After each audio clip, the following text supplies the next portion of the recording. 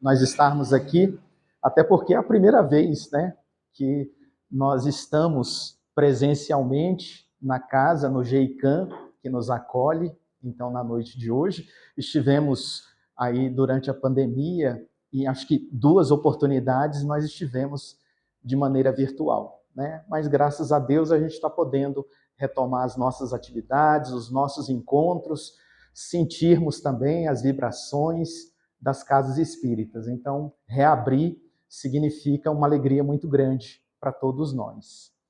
E como nos foi dito, né, na noite de hoje, a gente vai falar um pouquinho sobre culpa e reencarnação. São 2 coisas que o Espiritismo nos traz uma visão muito avançada do que elas significam no contexto, né? Porque quando nós falamos em culpa, nós imaginamos que não há remissão, que o culpado vai ser culpado, culpado, culpado, culpado, eternamente culpado. E até a questão religiosa e teológica tem nos trazido isso ao longo dos tempos. Se nós observarmos, todos nós, na maioria das vezes, ouvimos falar de um céu e de um inferno. O céu para os eleitos, o inferno para aqueles que cometeram os seus erros e que não têm salvação nenhuma e que ali vão permanecer durante toda a eternidade. Porque além de serem culpados, também foram condenados. Então, é essa relação teológica que a gente habitualmente está acostumado a perceber. Mas a doutrina espírita, através do nosso Allan Kardec, nos traz uma visão um tanto quanto diferente, né? Kardec vai dizer: existem culpados, mas todos os culpados podem ser redimidos. Não é porque eu errei aqui que eu vou permanecer eternamente no erro. E essa visão que a doutrina espírita nos traz já faz com que a gente tire meio saco de pedras das costas. Porque se a gente olhar, né, quantas pessoas e nós mesmos, ao longo dessa existência, permanecemos em tantas circunstâncias da vida paralisados por conta da culpa. Muitas vezes nós somos paralisados porque nós cometemos a falta e aquele que foi a vítima jamais nos perdoa. E nós levamos essa culpa durante longos anos da nossa existência, perdendo até as oportunidades de modificar esse processo, de compreender o outro, de saber que nós erramos, de irmos lá, pedirmos desculpa, dizermos que estamos arrependidos. Na maioria das vezes é assim que acontece. Quantas famílias numa existência se afastam, não se perdoam porque ali tem um culpado e alguém que cometeu uma falta, e enquanto aquele que está lá permanecer culpado, parece que as pessoas têm a alegria de se vitimizarem, dizerem em alto e bom som: eu sou a vítima, fulano é o meu algoz. E aí essa relação passa durante uma existência inteira, e muitas vezes essas pessoas vão chegar ao mundo espiritual, porque lá não tem as máscaras, lá não tem as barreiras que comumente nós construímos aqui ao longo da existência, e lá essas pessoas vão se ajustar. E aí vão entender um processo que é muito óbvio, mas também é muito interessante. Por que eu não aproveitei os minutos? Por que eu não aproveitei as horas da minha existência para que eu pudesse resolver tal situação? Se existe culpado é porque existe erro. Mas se existe erro, também existe a possibilidade de se fazer diferente. E o próprio Cristo, né, nas suas lições inenarráveis do Evangelho, vai nos dizer, né, no famoso acontecimento do apedrejamento da adúltera, que atire a primeira pedra aquele que não tiver pecados. E naquele momento, a multidão que estava ao redor do Cristo, toda se afasta, porque todos entendiam que a adúltera era também a pecadora, que tinha a sua culpa, mas que ela não cometera o pecado sozinha. Então, essas reflexões, para nos alertar e iniciar na noite de hoje, são para que a gente possa entender: se existe culpado é porque tem erro. Mas a visão que nós precisamos sair daqui hoje pelo menos em tese, pensando de que se existe erro, eu posso me redimir desse erro. Não importa a extensão do erro em que eu cometi. Então, isso é alentador, porque nós vamos compreender, ao lado da culpa, uma outra situação que nos é muito favorável, chamada reencarnação. Porque se não houvesse reencarnação, a nossa sorte estaria deflagrada, né? Eu errei, cometi alguma coisa muito grave e não tenho a oportunidade de resgatar aquilo. Então eu vou para onde, né? Muitas vezes se diz na teologia, para o inferno, e ali vou permanecer, enquanto aquelas pessoas que foram vítimas vão para o céu porque são pessoas boas. Mas o Espiritismo vem quebrar isso aí.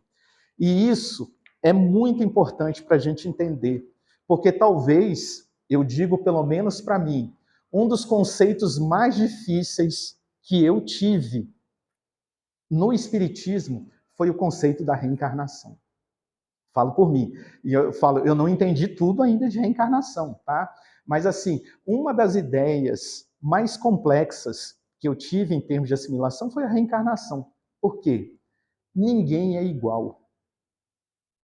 A justiça divina, ela se opera não de maneira generalizada, mas ela se opera de maneira muito peculiar. Porque, às vezes, você vai observar o seguinte: existem duas faltas que são equivalentes, mas para cada indivíduo existem atenuantes e existem agravantes. Então, a mesma falta, quando colocada do ponto de vista da justiça divina, o olhar é diferenciado, porque eu não sou igual ao outro. Então eu posso ter uma situação muito mais grave e o outro também tenha cometido o mesmo erro e tenha uma situação que seja mais atenuante para ele. Então a justiça divina, ela não se processa de maneira coletiva.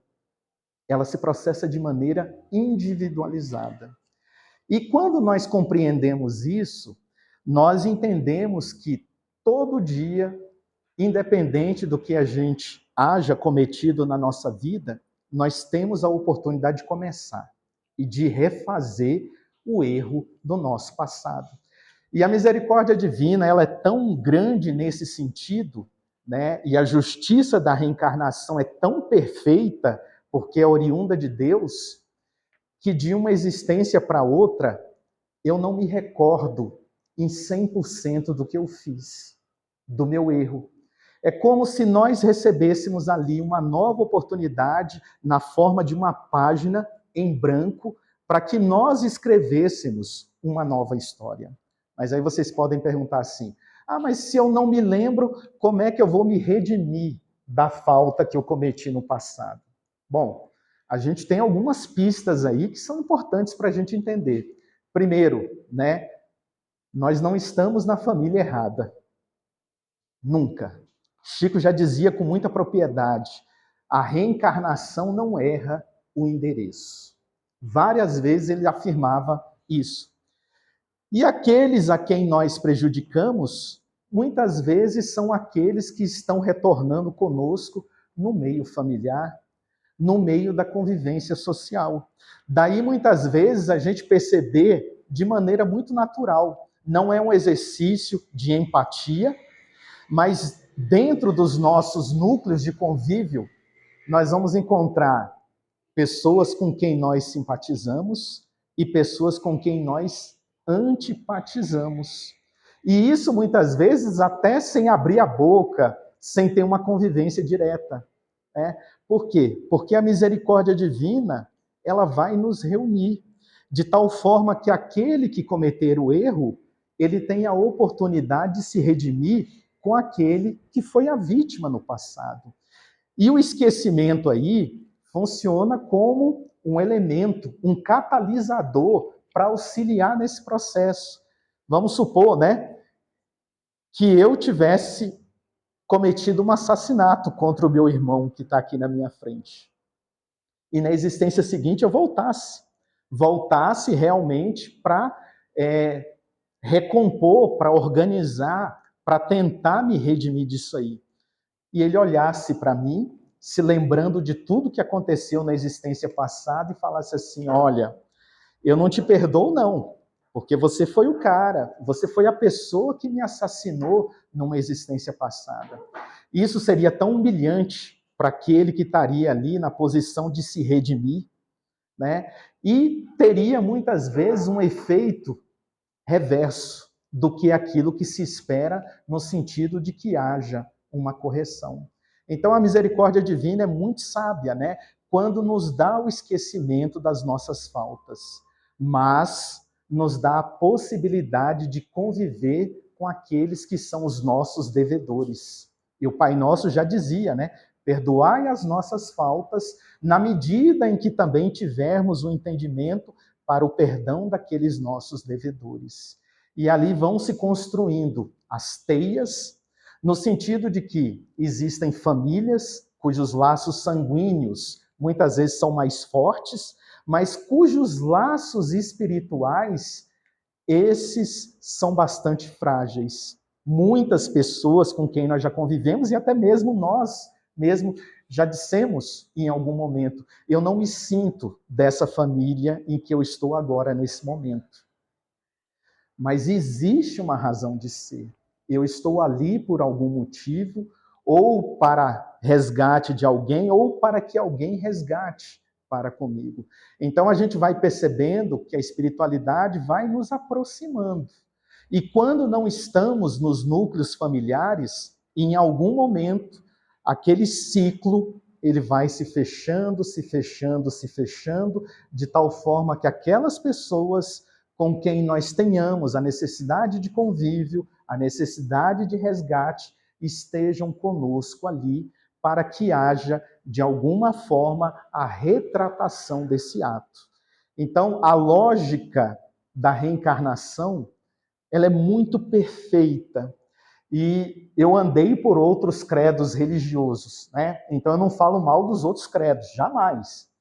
Mas uma das coisas que me trouxe ao Espiritismo foi resposta para as perguntas que eu tinha. Porque, na verdade, muitas vezes eu me perguntei sobre a minha família, por que eu estava naquela família, por que eles tinham um comportamento diferente do que eu tinha. E aí eu me senti um estranho no ninho. E as perguntas vêm à tona, né? E quando a gente está vivendo aí um período de adolescência, caminhando para a fase adulta, a gente costuma ser muito rebelde, quando não muito crítico de todas essas situações.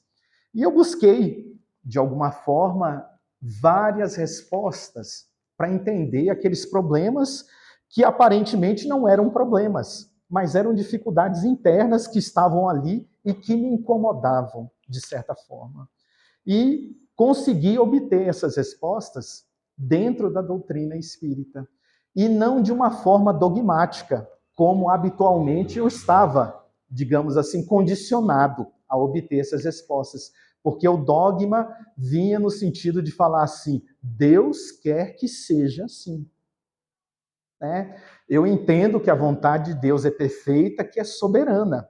Mas eu acredito que nós não somos máquinas, né? E tampouco o Pai nos deseja o mal ou nos deseja as provas muito difíceis. Não é da essência. Se Deus é amor, então ele nos ama.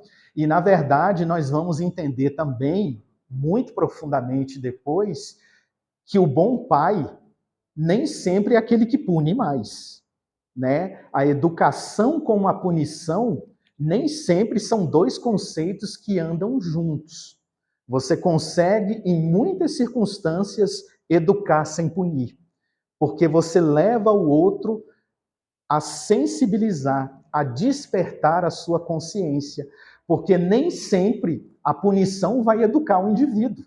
Nós vemos isso pela própria estrutura de leis que nós temos no nosso país. Existem leis que regulam não apenas a nossa ordem social, mas que regulam todas as nossas relações em sociedade. E nós nos perguntamos, está ali, a punição está ali, e nós perguntamos, quantos indivíduos se arrependem do que faço, do que fizeram ou do que fazem, porque foram punidos por uma lei? Não tem sentido isso. Quantos irmãos nossos são reincidentes nos mesmos erros, apesar da lei estar aí, lhe cobrando algo nesse sentido para que ele não tenha aquele comportamento. Então, a educação nem sempre está relacionada à punição, mas o indivíduo que se torna educado, ele se torna educado pelo esclarecimento que ele tem. A tal ponto que um dia nós chegaremos ao grau de espíritos perfeitos. E qual é a lei maior que vai nos regular no sentido do nosso comportamento? Chama-se consciência. A nossa consciência, ali encontra-se escrita a lei divina. E a partir do momento que nós tivermos a consciência de que a lei divina está dentro de mim, eu vou ter o equilíbrio para agir na minha vida em sociedade. Muitas vezes eu não vou precisar de uma plaquinha dizendo que eu não faço aquilo, né? No centro espírita, a gente costuma muitas vezes falar com as crianças e com os jovens, né? A gente está muito habituado a ir nos lugares e ter uma placa na entrada ou em algum lugar em destaque dizendo, né? Sorria, você está sendo filmado. Né? Na evangelização, a gente diz para as crianças e para os jovens, né? Sorria, Jesus está te vendo. É impressionante que uma frase simples dessa, para algumas crianças, tem um efeito enorme. Porque algumas crianças já assimilaram essa relação da grandeza com Cristo. E para muitos deles, é tão natural não fazer porque eles sabem que, de alguma forma, aquilo está sendo registrado. Seja por Deus, seja por Jesus, na concepção de pensamento deles, mas seja por eles mesmos. Né? E aí eles já vão criando esse hábito de falar assim, olha, existe uma lei divina e nós somos regulados por essa lei divina. Essa lei divina é perfeita, é sábia, ela não está sujeita às mudanças do tempo, porque é uma lei divina. Deus é atemporal, então a lei divina é atemporal. Daí a questão da própria lei da reencarnação. A lei da reencarnação ela é atemporal, porque ela é uma lei divina. E Deus, como nos ama, vai olhar cada filho de maneira muito peculiar. Né? Nós somos todos diferentes. O exemplo mais claro da nossa diferença é as nossas impressões digitais e a nossa voz. Você encontra alguém com uma voz similar, mas não existe uma pessoa que tenha o mesmo timbre de voz que você. São características, né? A nossa íris agora, a tecnologia está avançando no sentido da identificação da íris, ou seja, a íris também é uma característica muito peculiar do indivíduo. Então, cada um é cada um. E nós estamos numa fase de muitas mudanças, né? E isso nós falamos em decorrência do que está acontecendo nos próprios ciclos que nós vivenciamos. Existem pessoas que dizem que o mundo está piorando, né? Uma vez que a violência tem aumentado, uma vez que a desigualdade social tem aumentado, uma vez que outros comportamentos têm surgido à tona, né? E eu vou dar um exemplo aqui muito prático. Nós, nos últimos dias, né, ficamos muito sensibilizados com essa chacina que aconteceu. E muitas vezes, assim, eu ficava em casa pensando e falava assim, meu Deus, onde nós já chegamos no sentido de conhecer, de saber diferenciar o que é o bem do mal, todos nós temos esse discernimento, as crianças têm, e você ainda percebe que muitas atitudes vão chocar a nossa maneira de ver o mundo. E muitos vão indagar, né, onde é que Deus estava, que não viu esse tipo de coisa e que permitiu que isso acontecesse. Né? Então, de um lado, nós temos lá os algozes, do outro lado, nós temos as pessoas que foram mortas, né, de maneira muito cruel. E aí, duas dessas pessoas eu cheguei a conhecer e a conviver. E essa tragédia nos abalou muito profundamente, porque a jovem de 19 anos, era nossa evangelizanda na federação, né? Então ela morreu numa circunstância um tanto quanto, né, danosa, cruel, violenta. Então essas coisas passam a nossa mente em todo o tempo. E nós olhamos, né, onde a justiça divina nesse processo. Mas por um outro lado também, nós entendemos que toda tragédia, toda situação que infringe a lei divina, ela também tem a sua reparação, né? Muitas vezes nós somos levados por este momento de infelicidade, de ilusão, de agir que nós podemos exterminar a vida do outro. Exterminamos a vida física, porque o espírito, esse jamais se extermina. Porque o espírito é imortal desde quando foi criado. Então, independente do que aconteça, o espírito sempre vai existir. Nós vamos voltar. E quando nós olhamos no contexto, a lei da reencarnação está aí, em cada lar se aplicando, colocando dificuldades, colocando renúncias em algumas pessoas, porque assim é o processo. Ele é educativo, mas ele é principalmente autoeducativo. Por isso que nós não falamos em coletividade, nós falamos em individualidade. Embora em alguns momentos a reparação ela precise ser feita em grupo, mas até dentro de um grupo essa reparação também é feita de maneira muito peculiar. E é importante que nós tenhamos a esperança do futuro, porque o tempo de Deus não é o nosso tempo. Pela nossa expectativa, o mundo teria que estar todo harmonizado, o mundo teria que as situações estarem todas resolvidas, nós queríamos estar com todas as situações sociais aí, sem sofrimento, sem abandono, sem pessoas que estão precisando do auxílio material. Tudo isso seria o sonho de sociedade ideal que todos nós temos. Mas para que isso ocorra um dia, nós precisamos também ter a nossa mudança de comportamento. Porque o nosso mundo, de alguma forma, ele ainda nos remete à reflexão do próprio estágio de evolução que nós temos. E uma das coisas é importante que nós compreendamos: evolução intelectual não caminha junto com evolução moral. As duas coisas teriam que andar.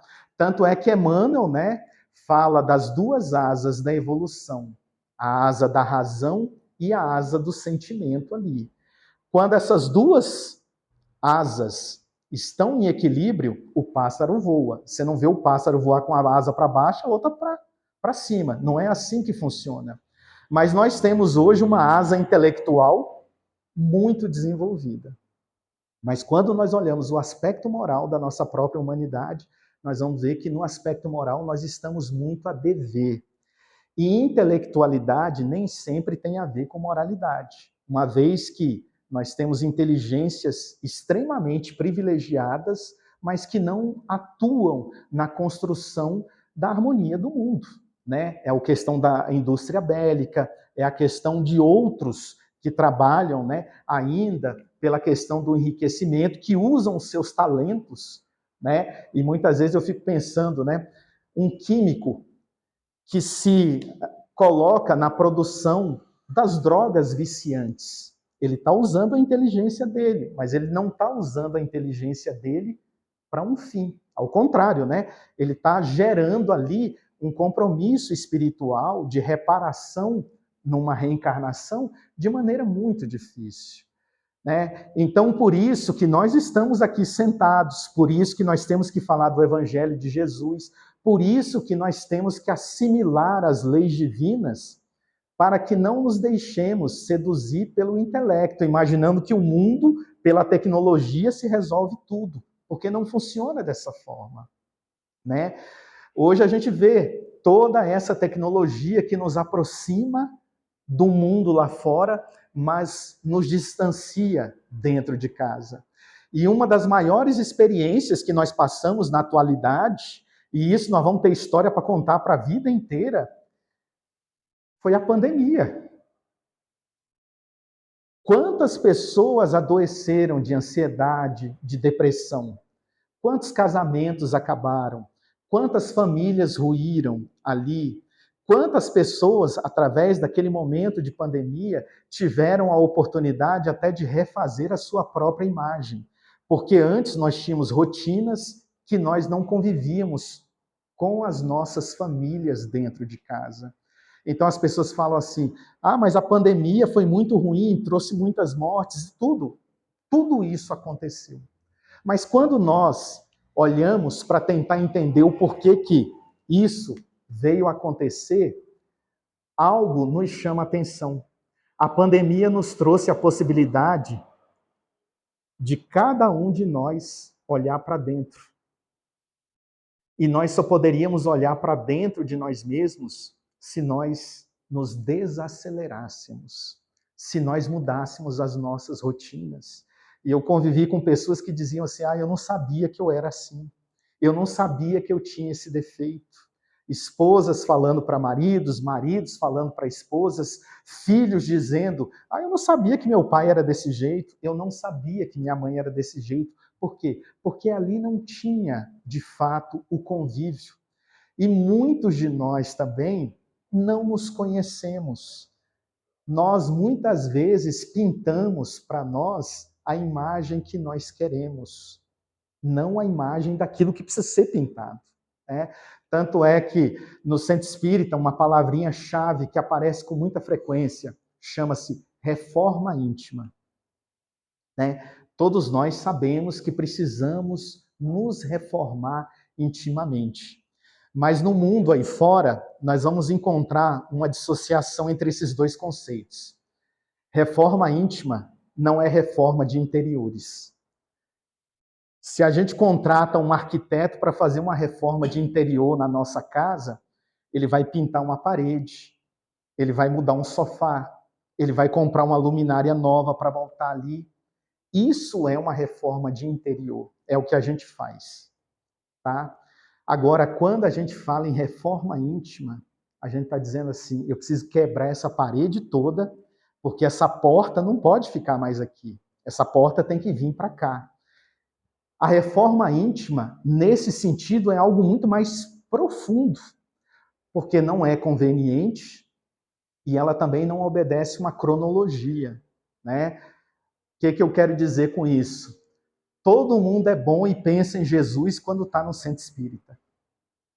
Mas a partir do momento que eu saio dessa porta, desço ali pelo elevador, saio lá para fora, Jesus fica no centro espírita. Os seus ensinamentos ficam no centro espírita. Então, quando eu penso dessa forma, o sentido de reforma de interior foi feito aqui, né? Olha, todo mundo fraterno, todo mundo é bom. Aliás, o centro espírita é o melhor lugar do mundo, eu digo para vocês. Porque quando a gente entra no centro espírita, a primeira coisa, os nossos obsessores ficam do lado de fora.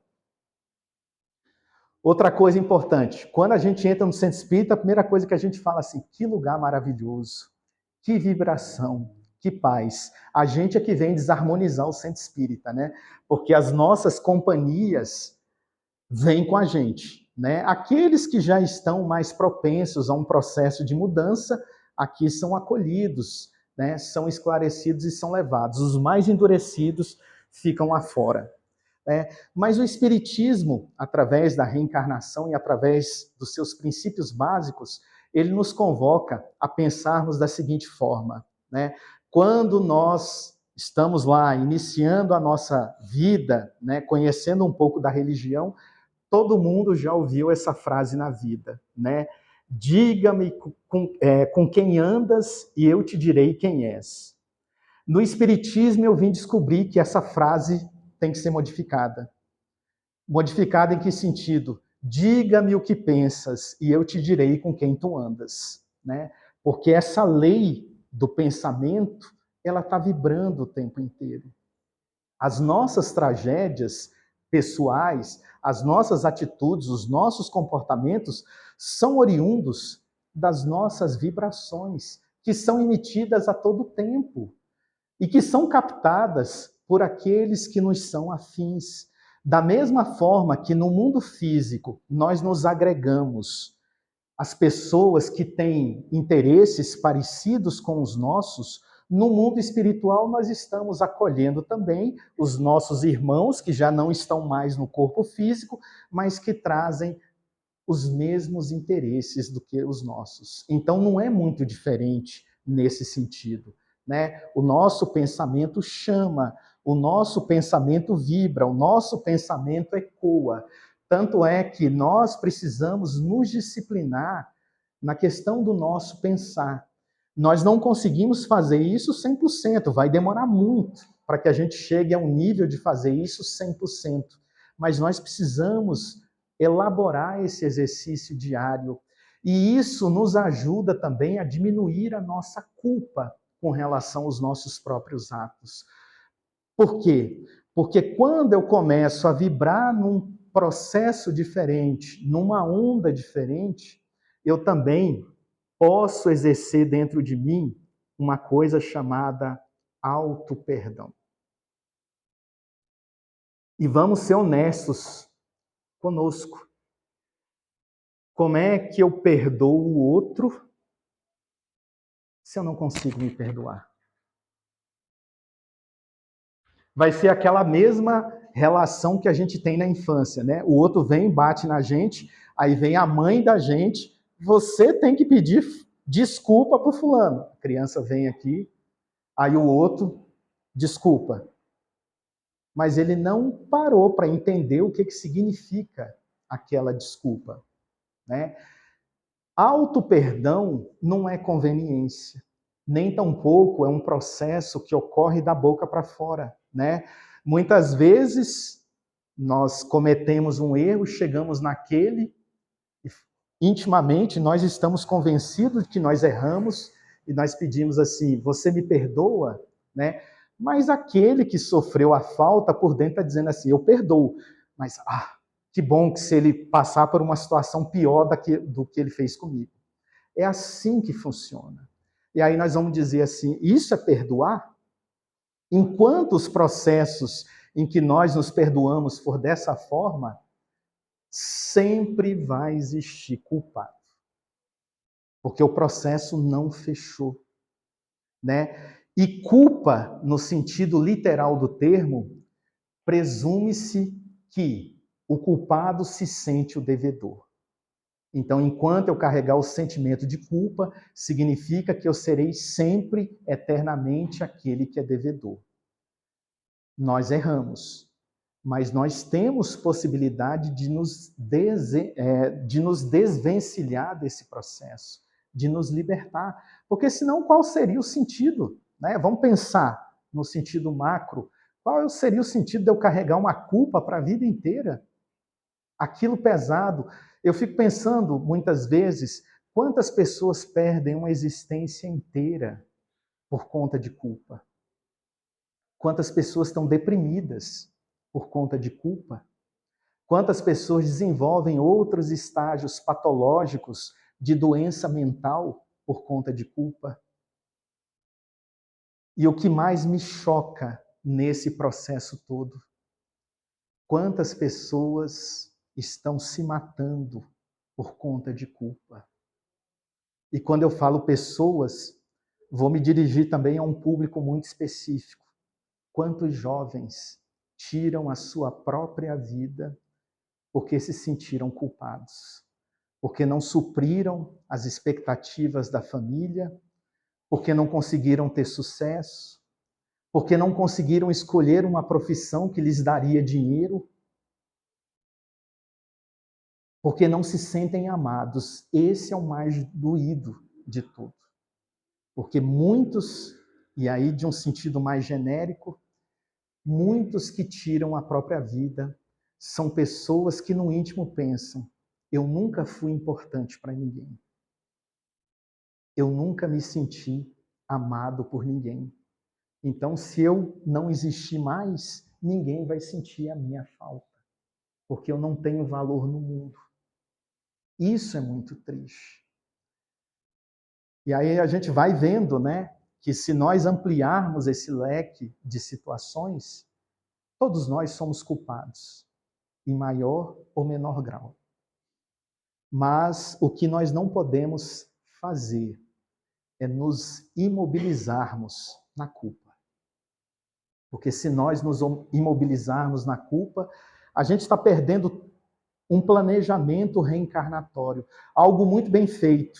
Os espíritos sempre nos esclarecem, né?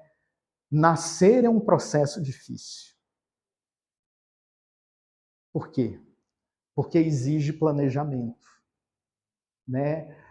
Durante muito tempo a gente pensa assim, renascer é um processo fácil, né? A gente está ali, a família, as coisas vão acontecendo com o tempo. Não, as coisas não vão acontecendo com o tempo. Até porque existem situações que são programadas. E situações programadas não significa que elas são determinadas. Há uma diferença muito clara nisso. Porque o que está programado, a depender do livre-arbítrio do indivíduo, pode ser modificado. Então, aquilo não é autodeterminado. E é esse um conceito que a gente precisa também entender na questão da reencarnação, na questão do resgate de faltas. Porque muitas vezes a gente sai com o pensamento, né, de que tudo está determinado e que eu tenho que cumprir. Mas a misericórdia divina é tão grande que, apesar do planejamento, existe um processo de livre-arbítrio. E o planejamento no mundo espiritual só é perfeito porque ele é flexível. Se ele não fosse flexível, ele não seria justo. Porque o indivíduo está aqui, está comprometido, renasce para resgatar uma falta. Mas até o momento do resgate daquela falta, ele se transforma. Ele se torna um indivíduo melhor. Ele passa a ter atitudes melhores. Embora a falta esteja programada para ser resgatada nessa altura da vida aqui, mas aqui no meio termo ele melhorou, o processo é atenuado aqui na frente. Porque nada se perde. Uma das coisas que mais me emociona e me dá esperança na humanidade é de que todo impulso no bem é aproveitado. Todo impulso, por menor que seja. A gente falou da tragédia aqui. Os nossos irmãos que cometeram as atrocidades estão lá, vão pagar perante a justiça por tudo isso. Mas eles não estão condenados eternamente. Eles vão ter a sua oportunidade de fazer o seu resgate. Porque todos nós teremos o mesmo fim. E aí uma coisa muito importante de nós compreendermos. Deus não nos criou para sermos infelizes. Não nos criou para sermos infelizes. Deus não nos criou para sermos maus. Muitas vezes eu me perguntei, qual é o sentido de Deus criar uma criatura voltada ao mal, se ele é bom? Se o mal existe, é em decorrência da nossa imperfeição. Se muita coisa ainda prepondera no nosso planeta em termos de comportamentos que fogem àquilo que o Evangelho do Cristo estabelece, é porque isso ainda está arraigado dentro de nós mesmos. E o mal existe porque nós o alimentamos dentro de nós mesmos. Não porque nós estamos aí, temos que fazer o mal. Absolutamente, o pensamento não é esse. Agora eu posso registrar esses impulsos, esses ímpetos, ir lá e realizar. Mas foi eu que realizei. Ali houve o meu livre-arbítrio. Eu diria, né? A minha digital está ali, ó. Eu fui lá e coloquei a minha digital. Eu não fui obrigado a fazer. Eu fui pelo meu livre-arbítrio. Aquilo foi uma decisão que em algum momento eu tomei. Foi uma decisão infeliz? Foi, mas eu optei por tomar aquela decisão. Por isso que também nós devemos avaliar o seguinte: cada falta também é observada pelo nível de esclarecimento do indivíduo. O indivíduo que mata, mas é ignorante ali, ele não tem a consciência do indivíduo que mata e tem esclarecimento para isso. O ato em si, ele não deve existir. Porém, ao se analisar as circunstâncias do ato cometido, aí vamos lá no direito, né? É olhado o princípio da intencionalidade. Qual era a intenção do indivíduo naquele momento? O que levou a fazer aquilo? Qual era o nível de esclarecimento que ele tinha, de consciência para fazer aquilo? Porque nós, em algum momento também, nós somos alertados que não devemos fazer. O mecanismo divino toma cuidado com tudo nessa vida. Em algum momento nós sufocamos a voz da nossa consciência, ali quando nos diz não faça. E para isso é tão importante que a gente compreenda que é designado sempre um espírito superior a nós, para nos guiar numa existência. Alguns vão chamar de anjo protetor, anjo guardião, outros vão chamar de espírito amigo, seja lá quem for. Mas todos nós temos um benfeitor que nos orienta ao longo de uma existência. E para aquele espírito que nos acompanha naquele momento, é uma missão para ele, e que ele recebe de bom grado. Ele é o nosso orientador, mas ele não está lá reclamando pelo que a gente está fazendo, não. Ele se decepciona quando nós escolhemos um caminho que não é o caminho adequado. Mas ele aceitou aquela incumbência como uma missão de guiar aquele espírito por toda a sua existência até o seu regresso ao mundo espiritual. E isso, inclusive, vai que um espírito pode ser o mesmo em mais de uma existência. Ele não é o seu espírito protetor, o seu anjo guardião, apenas numa existência só. Às vezes, aquele espírito fica com você durante um processo de existências aí. Então, a divina providência, ela jamais erra nesse sentido, né? Eu me lembro muito de uma fala que está lá no livro Nosso Lar, de André Luiz, no filme. Isso fica muito bem retratado. Quem viu o filme, quem não viu, nós recomendamos que assista, porque tem muito conteúdo ali para ser refletido por todos nós, mas dentro do filme Nosso Lar, tem um momento em que ele chega na biblioteca lá e ele pede para ter acesso a todas as informações das pessoas que pediram por ele após a existência. E a funcionária da biblioteca pede para que ele se sente e ela vai buscar os registros. E aí ela retorna, trazendo para André Luiz os registros das pessoas que fizeram prece para ele, se lembraram dele, pediram por ele, etc. E aí ela vem e entrega para ele coloca lá no aparelho, e aí ele percebe assim, só haviam 2 registros. Aí ele vira para ela e fala assim, ele era um médico conhecido, respeitado, tinha uma reputação muito grande, conhecia muita gente. Ele vira para a funcionária da biblioteca de Nosso Lar e fala assim, isso está errado. E a frase dela é aqui, né, eu gravei, Senhor, aqui não há erros. Então, do outro lado, não há erros. Tudo é programado da melhor maneira possível. E quando nós falamos da melhor maneira possível, é para que a gente sinta o quanto Deus nos ama, a despeito de todas as nossas atitudes, a despeito de todos os nossos comportamentos, a despeito de todos os nossos erros. Uma das coisas que a gente vai aprendendo ao longo da existência, né? Nós nunca deixaremos de ser filhos de Deus. Isso, de alguma forma, é alentador para todos nós.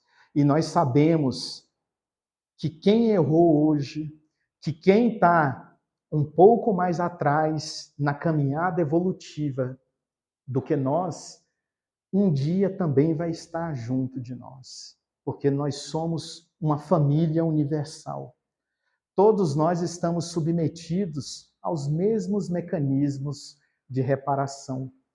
A lei divina atua na partícula invisível, como também atua nas grandes constelações. A lei não muda, o equilíbrio preside todo o universo. E isso é uma característica da lei divina, é o equilíbrio. E esse equilíbrio vai existir em todos os momentos.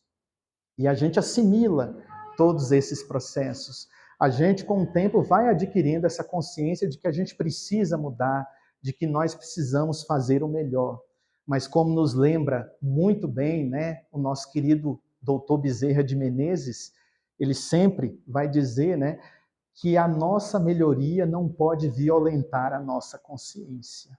Então nós vamos nos melhorar refletindo sobre o porquê que nós precisamos melhorar, refletindo sobre o porquê nós devemos acreditar.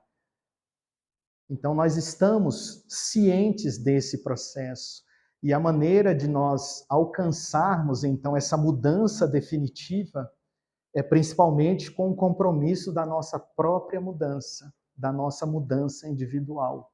E aí, relembrando Emmanuel, numa das lições do livro Fonte Viva, eu não vou me lembrar o número aqui agora, mas ele fala uma coisa muito significativa. Ele fala que nós esperamos que o mundo se mude de cima para baixo, que o evangelho venha e faça toda a transformação de todas as criaturas de uma hora para outra, como se fosse um toque de mágica. Mas Emmanuel vai nos lembrar que o evangelho está ao nosso lado, todos os dias, nos aguardando para que nós, nos melhorando, venhamos a melhorar o nosso mundo. Então, esse é o sentido, é o compromisso que cada um tem aqui e é o compromisso que jamais será dissociado, né, da nossa vida espiritual, da nossa percepção espiritual, é o compromisso de que amanhã nós temos condições de sermos melhores do que fomos hoje e ao longo do tempo nós temos condições de sermos melhores do que o que nós já fomos nas reencarnações anteriores, né? Porque a gente olha para frente. O nosso compromisso, muitas vezes, é o compromisso do para-brisa que está à frente. Não é ficar perdido no retrovisor do carro, querendo consertar o que ficou para trás. Mas se a gente acertar o que está para frente, a gente vai conseguir acertar também o que ficou para trás. Porque o tempo é eterno. Mas também não vamos com a desculpa de que, como nós vamos reencarnar várias vezes, eu vou ter tempo para consertar isso ao longo das minhas existências. 1 minuto, 1 hora, 1 dia, 1 semana, 1 mês, seja que tempo for, qualquer dessas circunstâncias que a gente coloque para se melhorar, é um impulso do bem que está sendo realizado, né? Porque nós temos essa encarnação aqui agora, mas pode ser que na próxima eu não tenha os mesmos recursos de que eu disponha dessa encarnação para fazer o meu processo de melhoria. Então, não existe causa perdida quando a gente fala de reencarnação, quando nós falamos de reparação dos nossos próprios erros. Por isso que não existe o culpado eternamente. Existe aquele que sente a culpa provisória, mas a partir do momento em que ele percebe que ele pode reparar o mal que ele fez, ele vai reparar e, consequentemente, ele vai deixar de ser o culpado para ser o irmão amado, para ser o trabalhador valoroso, para ser aquele que vai nos ensinar, para ser muitas vezes aquele que vai nos estender a mão no momento de dificuldade. Então, é essa certeza que a gente precisa ter todos os dias que nós estamos aqui. Nós ainda não somos 100%, mas que a gente está se esforçando para ser o melhor dentro das possibilidades que nós temos hoje. Ok? Acho que esgotei o tempo, né? Muita paz, muito obrigado, gente.